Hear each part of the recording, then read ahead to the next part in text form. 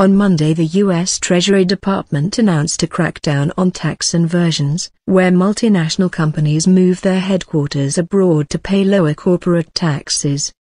But tax inversions are just a symptom of a much bigger problem. Large, publicly traded multinational companies like IBM, Pfizer, and Hewlett-Packard aren't growing much in the USA, and yet are pressured to boost their shareholders' return. So, even as employers have created nearly 10 million U.S. jobs over the last 4.5 years, giant multinationals haven't added many. In fact, new data from the Commerce Department's Bureau of Economic Analysis, BEA, show that multinational companies, which account for 1 out of every 5 U.S. private sector jobs, reduced their U.S. employment by 875,000 from 1999 through 2012 while adding 4.2 million jobs abroad. By contrast, in the 1990s they hired 4.4 million Americans and 2.7 million people in other countries. Here's what some U.S.-based multinationals are doing.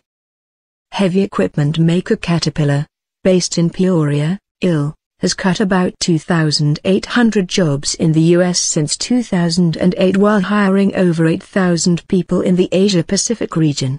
Caterpillar gets 2/3 of its revenues from outside the U.S., and Asia-Pacific sales have grown nearly 40% since 2008. Caterpillar declined comment. IBM has reduced its U.S. workforce from 105,000 in 2009 to 83,000 now, estimated Alliance at IBM of the Communications Workers of America, which is trying to organize U.S. IBM employees. For competitive reasons, IBM no longer discloses its U.S. employment. In 2012, Computerworld reported that IBM had 112,000 workers in India, up from 6,000 in 2002. An IBM spokesman said its global workforce has remained stable for the past 3 years and at any given time we have about 3,000 job openings to support our strategic initiatives.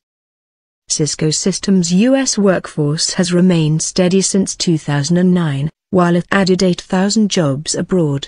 It now has about half of its sales and employees in the U.S. In 2013, CEO John Chambers told CNBC. In terms of future growth, unless tax policy changes, you will see hiring occur outside the U.S. Cisco said in an emailed statement it will continue to hire and invest in the U.S. and elsewhere as it adjusts workforce to new opportunities. John Challenger, Chief Executive Officer of Challenger, Gray & Christmas, a Chicago-based outplacement firm, said large multinationals move jobs overseas because they need to manufacture and sell products in countries like India and China, which have 2 to 3 times the USA's GDP growth. Plus, Challenger said, the lower-skilled and semi-skilled jobs are much more subject to globalization and automation than the higher-skilled jobs. Multinationals, however, have been slashing higher-skilled jobs as well. In general, multinationals pay 25% above the national average compensation, according to a 2012 study in the Harvard Business Review. Because most giant multinationals are public companies, they're under pressure from Wall Street, hedge funds, and activist investors. The power of financial markets and shareholder pressures are driving short-term decisions, said Rosemary Batt, a professor at the ILR School at Cornell University, who along with Eileen Appelbaum wrote a recent book, Private Equity at Work. Of the companies mentioned, all except Caterpillar have seen their stocks lag the Standard & Poor's 500 index over the past 5 years, so keeping U.S. headcount down hasn't helped them outperform. Since the financial crisis, public companies have accelerated their investment in labor-saving technologies, driving efficiencies in the U.S., she explained.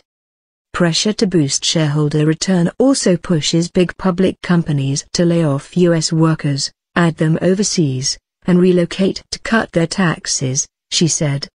What they all have in common is a laser focus on the bottom line. That's why nearly half of all Americans don't believe the recession is over, and many don't think their jobs are secure.